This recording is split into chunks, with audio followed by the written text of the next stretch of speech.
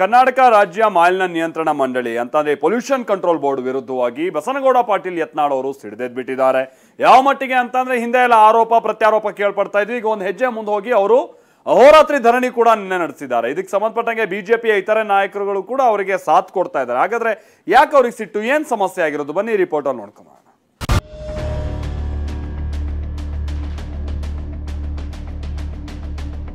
ಕಿರುಚುತ್ತಿಲ್ಲ, ಕೂಗುತ್ತಿಲ್ಲ, ಧಿಕ್ಕಾರ ಹೇಳುತ್ತಿಲ್ಲ. ಕೇವಲ ಮೌನದ ಮೂಲಕವೇ ಕರ್ನಾಟಕ ರಾಜ್ಯ ಮಾಲಿನ್ಯ ನಿಯಂತ್ರಣ ಮಂಡಳಿ ವಿರುದ್ಧ ಸಿಡಿದೆದ್ದಿದ್ದಾರೆ. ಅಹೋರಾತ್ರಿ ಧರಣಿ ನಡೆಸಿ ತಮ್ಮೊಳಗಿನ ಕಿಚ್ಚು ಹೊರಹಾಕಿದ್ದಾರೆ. ಯತ್ನಾಳ್ ಹೋರಾಟಕ್ಕೆ ಕಮಲ ಪಡೆ ಸಾಥ್ ನೀಡಿತ್ತು.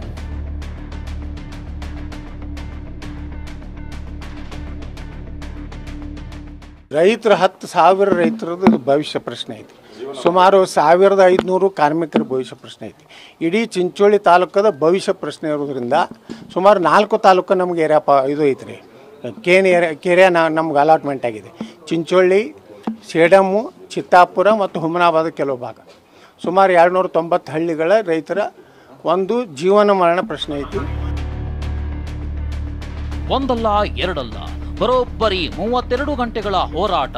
ಕರ್ನಾಟಕ ರಾಜ್ಯ ಮಾಲಿನ್ಯ ನಿಯಂತ್ರಣ ಮಂಡಳಿಯ ವಿರುದ್ಧ ಶಾಸಕ ಬಸನಗೌಡ ಪಾಟೀಲ್ ಯತ್ನಾಳ್ ಹೋರಾಟಕ್ಕಿಳಿದಿದ್ದಾರೆ. ಅದಕ್ಕೆ ಕಾರಣ ಪಿಸಿಬಿ ನಡೆ. ಅಷ್ಟಕ್ಕೂ ಯತ್ನಾಳ್ ಹೋರಾಟಕ್ಕೆ ಕಾರಣವೇನು ಅನ್ನೋದನ್ನ ಮೊದಲೇ ಹೇಳ್ಬಿಡ್ತೀವಿ ಕೇಳಿ.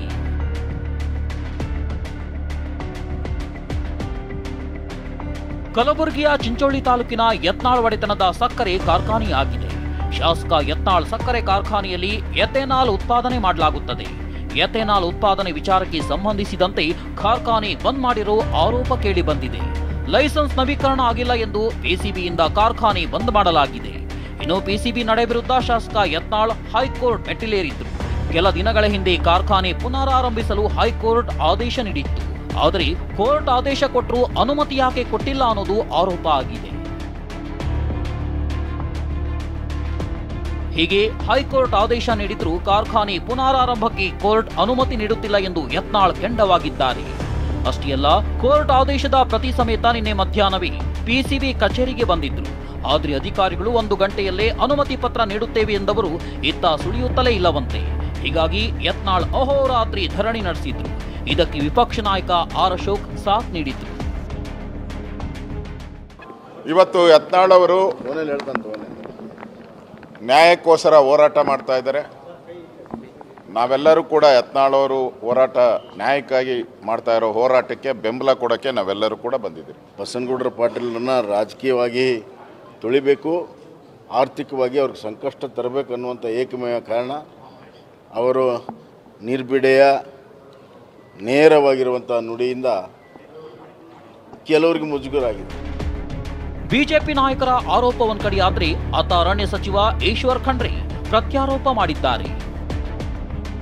ಕೈಗಾರಿಕೆಗೆ ಎನ್ವೈರನ್ಮೆಂಟ್ ಕ್ಲಿಯರೆನ್ಸ್ ತಗೋಬೇಕಾಗಿತ್ತು.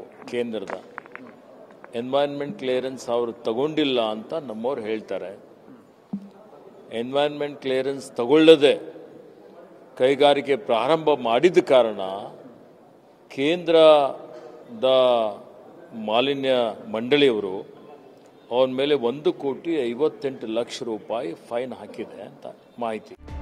ಅದೇನೇ ಹೇಳಿ, ಕಲ್ಯಾಣ ಕರ್ನಾಟಕ ಭಾಗದ ಸಾವಿರಾರು ರೈತರು ನೆಚ್ಚಿಕೊಂಡಿರೋ ಕಾರ್ಖಾನೆಗೆ ಬೀಗ ಬಿದ್ದಿರೋದು ಸಾಕಷ್ಟು ಸಮಸ್ಯೆ ತಂದೊಡ್ಡಿದೆ. ರೈತರ ಜೊತೆ ಕಾರ್ಮಿಕರು ಕೂಡ ಆರ್ಥಿಕ ಸಂಕಷ್ಟಕ್ಕೆ ಸಿಲುಕಿದ್ದಾರೆ. ಅಂಥದ್ರಲ್ಲಿ ಕಾರ್ಖಾನೆ ತೆರೆಯದಿದ್ರೆ ಅದೇ ನಂಬಿ ಜೀವನ ನಡೆಸುತ್ತಿರುವವರಿಗೆ ಮತ್ತಷ್ಟು ಸಮಸ್ಯೆ ಅನುಭವಿಸುವಂತಾಗುತ್ತದೆ. ಪ್ರಸನ್ನ ಜೊತೆ ಈರಣ್ಣ ಬಸವ, ಟಿವಿ9 ಬೆಂಗಳೂರು.